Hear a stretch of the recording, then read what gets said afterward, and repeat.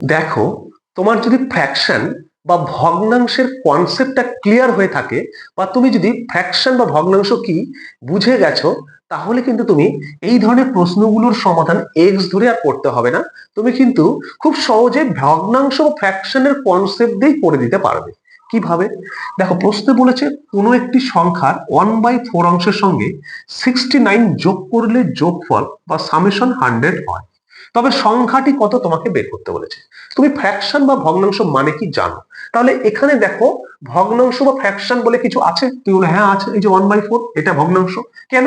কারণ ভগ্নাংশ বা ফ্র্যাকশনকে কি করে লব বাই হর আকারে লেখা হয়, মানে নিউমারেটর বাই ডিনোমিনেটর আকারে লেখা হয়, সেই আকারে এটা লেখা আছে। তাহলে আমি দেখো এটা লিখে নিচ্ছি 1/4।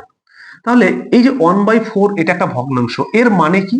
এর মানে হচ্ছে নিচে যেটা লেখা আছে, মানে নিচে যে সংখ্যাটা আছে সেটার মানে হচ্ছে একটা সম্পূর্ণ বা একটা গোটা সংখ্যাকে আমি সমান 4টা ভাগে ভাগ করেছি বা 4টা অংশে ডিভাইড করে দিয়েছি।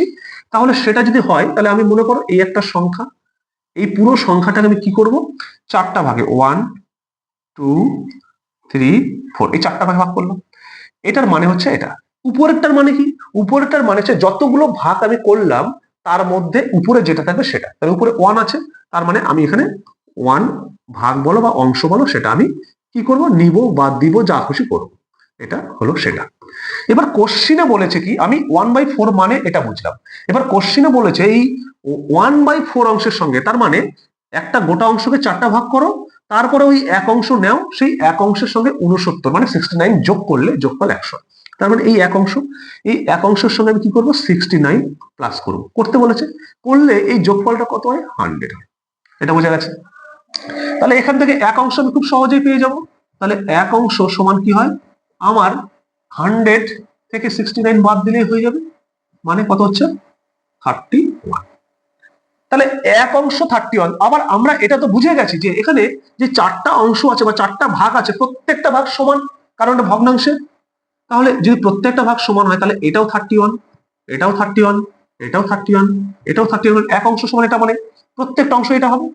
এবার এই প্রত্যেকটা অংশ, এই 4টা অংশকে যদি আমি একসঙ্গে করে দিই, তাহলেই তো গোটা অংশটা পাবো, কারণ ওই একটা গোটা অংশকে ভেঙেই তো সমান 4টা অংশ করেছি। তাহলে এই 4টা অংশ একসঙ্গে করে দিলে গোটা অংশটা হয়ে যাবে।